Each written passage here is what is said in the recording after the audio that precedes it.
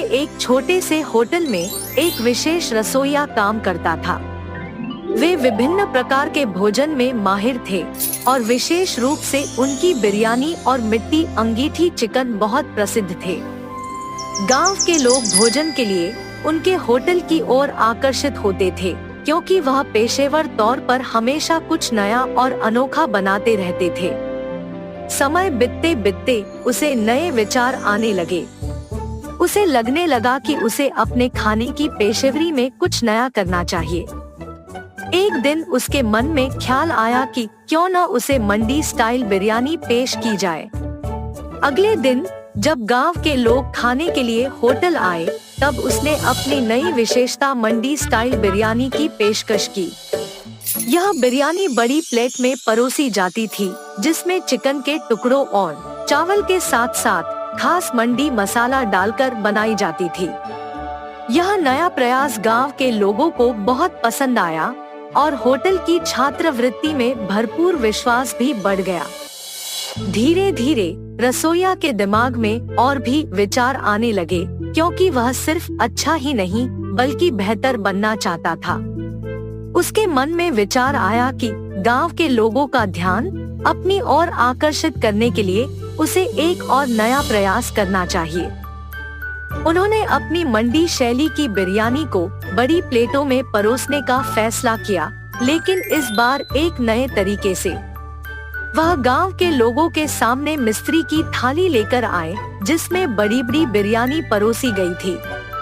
वह इसे चैलेंज बिरयानी के नाम से पेश करता था। चैलेंज बिरयानी का एक नियम था, अगर कोई व्यक्ति उस बड़ी प्लेट बिरयानी को एक बार में खत्म कर देता है तो उसे खाना मुफ्त में मिलेगा। यह चैलेंज बिरयानी बहुत जल्द गांव के लोगों के बीच बहुत प्रसिद्ध हो गया। लोग इस चुनौती को लेने लगे और वे बड़े प्लेट में बिरयानी खाने का प्रयास करने लगे। कुछ लोग सफलता प्राप्त करके मुफ्त खाना भी प्राप्त करने लगे। इसी बीच कुक ने एक और नया प्रयास किया। उसने सोचा कि क्यों न उसकी बिरयानी की प्लेट को और भी बड़ा बनाया जाए, ताकि एक साथ 10 लोग उसे खा सकें। वो इस नए प्रयास को साकार करने के लिए तैयार हो गए। अगले हफ्ते होटल में एक औरत आई, जिसने बड़ी प्लेट में बिरयानी खाने की इच्छा जताई। उसने अपने साथ अपने दोस्तों को भी लाया और उनसे चैलेंज करवाया कि वे बड़ी प्लेट में बिरयानी खाकर मुफ्त खाना प्राप्त कर सकते हैं। उन्होंने सभी नियमों का पालन किया और सफलता प्राप्त की। वो अपने दोस्तों के साथ मुफ्त खाना खाने के बाद खुशी खुशी होटल छोड़ी। उसकी सफलता ने होटल को और भी प्रसिद्ध किया और वो अब मंडी वाला के नाम से मशहूर हो गया।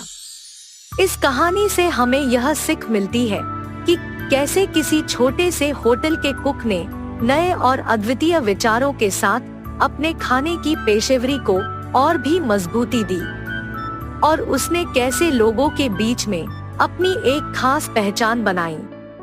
वह न केवल आधिकारिक प्रणाली के साथ बल्कि नवाचारपूर्ण सोच के साथ भी उन्हें मजा देने का प्रयास किया।